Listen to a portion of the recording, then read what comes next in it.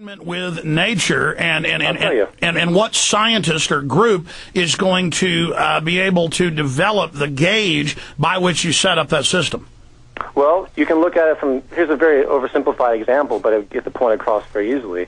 If you have a plot of land and you want to do something with that land, say grow something on it, build something on it, you're going to analyze the topsoil of it. The parameters of that land become self-evident as to what you can do on it. Now, when you apply this to the planet, you begin to see that the resources that the society needs, which can be assessed through surveying what is necessary for the society, has a natural development and can occur naturally without opinion whatsoever, because you're basing it on tangible resource management of the planet. That's why in the film, I keep going back to the same point. Stay there. We're going to skip this break right now. Here we go. Okay, continue, Peter. It's the intelligent management of the Earth's resources that's needed. Now, people don't understand what that means. They don't know what that means because they've been so conditioned into this completely artificial structure of money and labor for money, competition for labor, and money for resources. This is a completely fictional disposition. It's a false system because there's nothing but resources. And the ideology that will construct our new world, so to speak, is an ideology based on resource management as denoted through the scientific method. So that plot of land has the resources available. The only way you can have unification, intellectual unification, let me back up. The only way you can have an abundance and an optimization of our world is if you understand what the planet has and you gauge all of its resources. This is why an intellectual unification that Jacques Fresco talks about, world unification, it's not world government at all. It's an entirely different ideological disposition based on what's available on the planet, what the society needs. And this is an extremely long-winded conversation. I wish we had more time. Yeah, but who's going to decide what humanity needs? The question isn't who's going to decide. It's how will the decisions be made. It's an ideological-based assumption based on nature. There's an empirical order that's been working in nature forever. For example, anything that you have in your studio right now, all the technology is derived from one processes, and that's called the scientific method. Our society needs to be completely in accord with this. The parameters are self-evident once you get this train of thought going. But there aren't going to be people that, quote, want to be in accord, and there's huge debates within the scientific method. And so how are you going to bring something completely into accord or eradicate that? Well, this is why human behavior has to be understood, which is another very important point that we need to I mean, and I disagree with you that humans are fundamentally, don't have competition in them. Okay, well, I mean, that is all over the animal kingdom. That is the name of the game. Sure, but why? Why does the animal kingdom have this? Because of resources. Exactly. But also because of the design in our development within that system of competition, it is to deny how we were developed and what we have been developed to do. Well, I would have to respectfully disagree with that because there's no basis for that. Everything that we have that we think is derived naturally as far as human instinct, every form of human instinct that you see popularized by the modern-day alchemists, the geneticists that say, they can find the genetic gene for smoking or the genetic gene to be a Republican. This is completely ignoring basically everything that the environment has been teaching us. For example, if you were taken as a little baby, infant, brought over to the Middle East, dropped off into a family that was Muslim, you would be on the air right now speaking Arabic, praising Allah, and you'd have a show called Info Jihad. It's completely arbitrary to the extent, I'm not saying that there aren't kernels of elements in our lives that dictate we want to live. Well, wait a minute. It's not kernels. Conservatively, more than half of our activities in motion is genetic and nature, and then nurture is the variant that will change for the time and place and culture how your genetic information manifests. Everything that we understand has been taught to us in some capacity, especially our operations. Every word I'm saying has been taught to me. Every concept has been relayed in some capacity to me, and through my mental operations, which is a form of conditioning, I have arrived at novel conclusions. My originality is simply because of the environmental influences that are completely and utterly conditioned to me as opposed to everyone else. Everyone is different because they come from different conditioning, in other words. This is extremely powerful, and it's not 50-50. It's probably 90-10. Our conditioning is everything. And when we realize that the monetary system... Hold on, we're going back to the full audience. Here we go.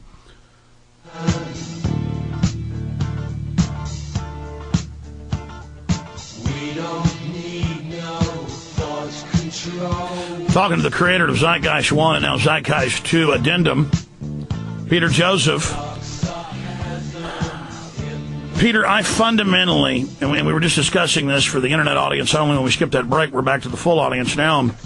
I disagree with you fundamentally that humans are trained and conditioned to be competitive. All higher species, mammals particularly, are competitive. It is at its base a genetic competitiveness to pass on the traits that made the species excel in its environment in our development. And then all the elite does is knows how to manipulate and punch those buttons and condition those and hone those and bring up certain instincts that have manifested through societal developments and to overexpress others and to suppress others that they don't like. And I mean, that's just, I fundamentally disagree with you on that point. Well, I want to make a comment then that it's for the audience to decide, of course. And I think what people fail to realize, the geneticists fail to realize, what your worldview isn't taking into account are the millions, if not billions of years of evolution based on scarcity. All the animal kingdom has lived within scarcity. You have to have social hierarchy of a pack of lions. You have to have fighting because there's not enough to go around. In the new and you have to have fighting today because there's always going to be corrupt people. But some of the Zeitgeist followers say, I can't even say what evil is because that's my Christian construct. No, it's not. Evil is destroying the planet. Evil is killing life. Evil is hurting the weak and the meek and the small. These are basic rules, that what is anti-life, what is destructive of the tribe, we call evil. Well, what is evil? Define it for me. What causes evil? What causes someone to behave in an evil manner? Well, I'm asking you, do you believe evil exists?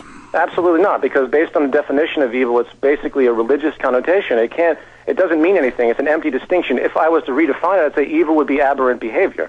And if I was to define aberrant behavior, I would say almost conclusively that aberrant behavior is caused by the necessities of the environment. But is it aberrant to have elites through their breeding, through their culture, who are hyper-aggressive and hyper-dominant and sadistic? I call Satanists kidnapping a child and raping them for a month and cutting their heart out evil, because that is evil according to the human code and evil according to us having safe, happy tribes who can go on being scientists and creating, which is the main drive and goal of the species. Sure. Nevertheless, however, it's always a product of conditioning. The people in the secret societies that you talk about that have grown up with their elitism, they are molded and shaped. Henry Kissinger, George Bush, these men brought up an elite system. They behave in elite ways. That's right. They sent Prince Charles to boarding schools to be beat up, to be treated bad, to make him a nasty person. Well, there you have it, and this is exactly my point. So in order to fully change society, in order to really understand what's going on, you can't use these outmoded words. At least in my opinion, I don't like evil because it has a generally religious notion. It denotes a steadfast element. Here's what I'm saying to you. I've read the social workers 150 years ago. I've read the social engineers and the transhumanists and the posthumanists, and they all say very close to what you're saying about this utopia of the machines, getting rid of our competitiveness, but then they bring in a hyper-competitiveness to dominate us. When the social workers kidnap people's kids for no reason, for the state to re-educate them, it makes nightmares. I mean, I've heard all this and people showing me fancy roads and models of spaceships and saying we're going to create a utopia and we're not going to have money anymore. And then what is money versus this monetary system you talk about with banker fractional reserve manipulation? Well, first of all, there's no utopia. I want to get this out of the way. That's a loaded term, just like evil. It has no basis. Secondly, the difference between the systems that I'm advocating, versus the fractional reserve monetary system is multifaceted. First of all, the monetary system, I went into specific detail to talk about how the fractional reserve system enslaves humanity distinctly with absolute acuteness because there's not enough money in the money supply to go around.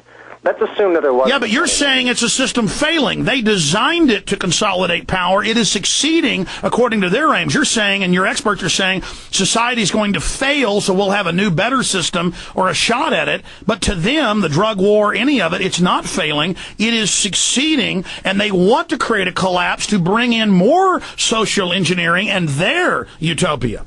Okay, well, you changed the topic a little bit from what I was talking about, so let me address that. Basically, the collapse is not entirely 100% rigged. what it is a pyramid scheme that is tipping, that they've been expecting for a long time, and of course they're going to capitalize on it. The fractional reserve system has to fail, and that's what we're talking about. The monetary system has to fail because it's based on competition and self-interest and power monopolies, just like in the second part of Zeitgeist Addendum, where I talk about world monopoly. Well, I'm going to stop you right there. So you can't even say you're wrong there. They fundamentally design these in endless Ponzi schemes that always sieve out, like a guy panning for gold in a river, the wealth. I mean, they admit it. It's in all their documents. Here we go. We're going to skip this break, too. We're going to skip it right now. Go ahead and counter that. Go ahead and explain to me how it's not engineered by them. I'm not saying it's not engineered per se. I don't see. You make these leaps that I can't see how you can honestly stand behind.